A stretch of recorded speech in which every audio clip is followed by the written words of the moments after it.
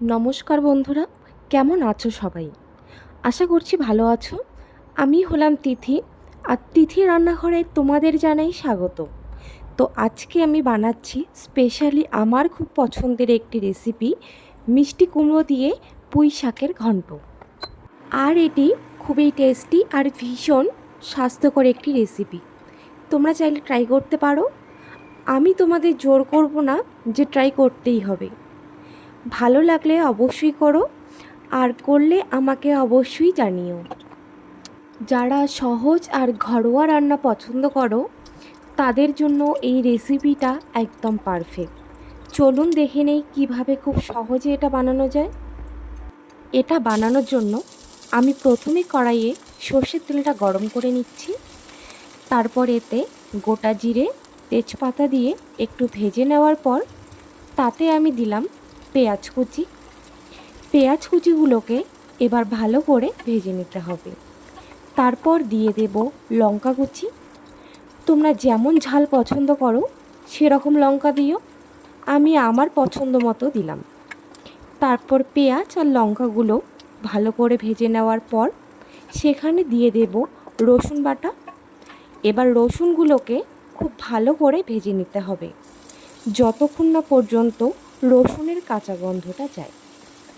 রসুনটা ভালো করে ভেজে নেওয়ার পর সেখানে দিয়ে দেব আদা বাটা। তারপর সবগুলি ভালো করে ভেজে নেব। ভালো করে ভেজে নেওয়ার পর সেখানে একে একে কেটে রাখা মিষ্টি কুমড়ো আর পুঁই শাকটা দিয়ে দেব। তারপর ভালো করে ঘেঁটে নেওয়ার পর সেখানে স্বাদ মতো নুন আর পরিমাণ মতো হলুদ দিয়ে আবার ভালো করে ঘেঁটে নেব।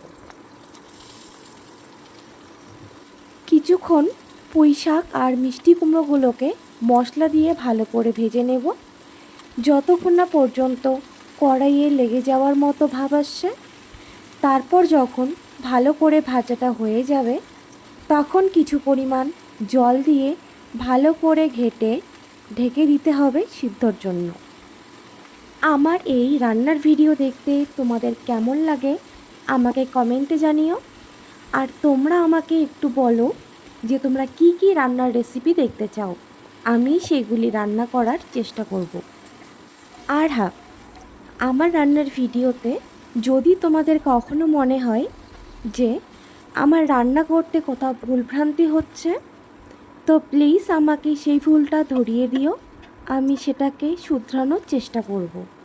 আর তোমরা পুঁই শাকের কী কী রেসিপি জানো আমাকে কমেন্টে জানিও তো।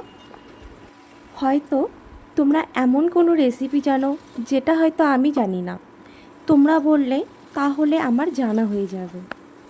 এরপর আসি রান্নাতে। মিষ্টি কুমড়ো আর পুঁই শাকটা সেদ্ধ হয়ে যাওয়ার পর সেখানে আমি ধনেপাতা কুচি দিয়ে একটু ঘেঁটে নেওয়ার পর তারপর গরম মশলা দিয়ে একটু ঢেকে দেব। তারপর ঢাকনা খুলে ভালো করে ঘেঁটে নেওয়ার পর রেডি আমার ভীষণ পছন্দের মিষ্টি কুমড়ো দিয়ে পুঁই শাকের ঘন্ট। ভিডিওটি তোমাদের কেমন লাগলো তা কমেন্টে অবশ্যই জানিও। ভালো লাগলে লাইক কমেন্ট করো, আর পারলে বন্ধুদের সঙ্গে শেয়ার করো।